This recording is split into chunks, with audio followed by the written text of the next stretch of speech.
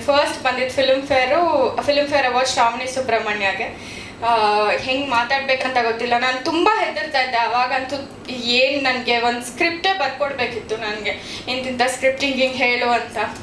ನಾನು ತುಂಬ ಹೆದರ್ತೆ. ನನಗೆ ಖುಷಿ ಅನ್ನೋದಕ್ಕಿಂತ ನನಗೆ ಅಷ್ಟು ಜನ ನೋಡ್ಬಿಟ್ಟು ತುಂಬ ಹೆದರ್ಕೊಂಡ್ಬಿಡ್ತೀನಿ ನಾನು.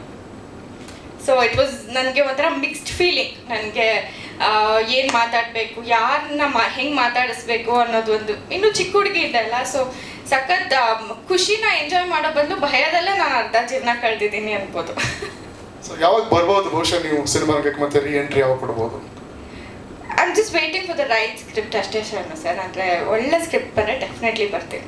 ಯಾಕೆಂದರೆ ಇದೊಂದೇ ನಮಗೆ ಸಿನಿಮಾ ಬಿಟ್ಟು ಬೇರೆ ಏನಿಲ್ಲ. ನಾನು ಕಣ್ಣು ಬಿಟ್ಟು ಒಂದು 6 ವರ್ಷ 7 ವರ್ಷದಿಂದ ಚೈಲ್ಡ್ ಆರ್ಟಿಸ್ಟ್ ಆಗಿ ಕೆಲಸ ಮಾಡ್ತಾ ಇದ್ದೀನಿ. ಇದು ಬಿಟ್ಟು ನಮಗೆ ಬೇರೆ ಏನು ತಲೆನೂ ಓಡಲ್ಲ. ಇನ್ನೊಂದೇನೋ ಬಿಸ್ನೆಸ್ ಮಾಡಬೇಕು, ಇನ್ನೊಂದೇನೋ ಮಾಡಬೇಕು, ನಮಗೇನು ಅದೆಲ್ಲ ಬರೋದು ಇಲ್ಲ. ನಾನು ಒಂದು ಸ್ವಲ್ಪ ಪ್ರಪಂಚ ನೋಡ್ತಿದ್ದಾಗಲಿಂದ ನೋಡಿರೋದು ಸಿನಿಮಾ ಒಂದೇ. ಸೊ ಡೆಫಿನೆಟ್ಲಿ ನಾನು ಐ ಥಿಂಕ್ ಸಾಯೋವರೆಗೂ ನಾನು ಸಿನಿಮಾದಲ್ಲೇ ಏನೋ ಒಂದು ಪುಟ್ಟ ಕೆಲಸನಾದರೂ ಮಾಡ್ಕೊಂಡಿರ್ತೀನಿ. ಚಂದನವನ ಕ್ರಿಟಿಕ್ಸ್ ಅವಾರ್ಡ್ ಬಗ್ಗೆ ನನಗೆ ಬಹಳ ಖುಷಿ ಇರೋದು. ನಮ್ಮ ಶಶಿ ಸರ್ ಆಗಿರ್ಬೋದು, ಶ್ಯಾಮ್ ಸರ್ ಆಗಿರ್ಬೋದು, ಶೈನು ಸರ್ ಆಗಿರ್ಬೋದು, 3S ಅಂತ ಮಾಡ್ತಾಯಿದ್ರು ರಿವ್ಯೂಸು. ನಾನು ಭಾರಿ ಫಾಲೋ ಮಾಡ್ತಾ ಇದ್ದೆ.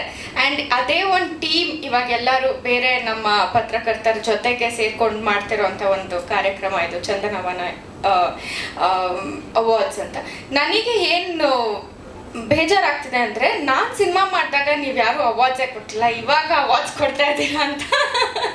ಬಿಕಾಸ್ ಎಲ್ಲೋ ಒಂದು ಕಡೆ ಅವಾಗ ನಾನು ಇಂಡಸ್ಟ್ರಿಗೆ ಬಂದಾಗ ತುಂಬ ಅವಾರ್ಡ್ಸ್ಗಳು ನಡೀತಾ ಇತ್ತು. ಒಂದು ಪಾಯಿಂಟ್ ಆಫ್ ಟೈಮ್ನಲ್ಲಿ ಎಲ್ಲ ಚಾನಲ್ಸು ಯಾರೂ ಅವಾರ್ಡ್ಸ್ ಮಾಡ್ತಾ ಇರಲಿಲ್ಲ. That was only film fair ಒಂದೇ ಹೋಗ್ತಾ ಇತ್ತು. ಅವಾಗೆಲ್ಲ ಉದ್ಯ ಟಿವಿ ಅವರು ಇವರು ಎಲ್ಲ ಮಾಡ್ತಾ ಇದ್ರು ಎಲ್ಲ ಚಾನಲ್ಸಿಂದ.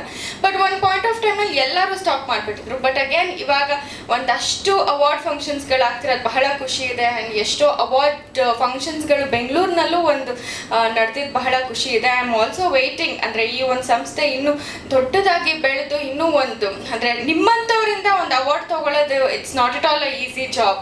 ಅದು ಅಂದರೆ ಫಿಲ್ಮ್ ಫೇರ್ ಗಿಂತನೂ ಒಂದು ಪಟ್ಟು ಹೆಚ್ಚು ಅಂತ ಹೇಳ್ಬೋದು.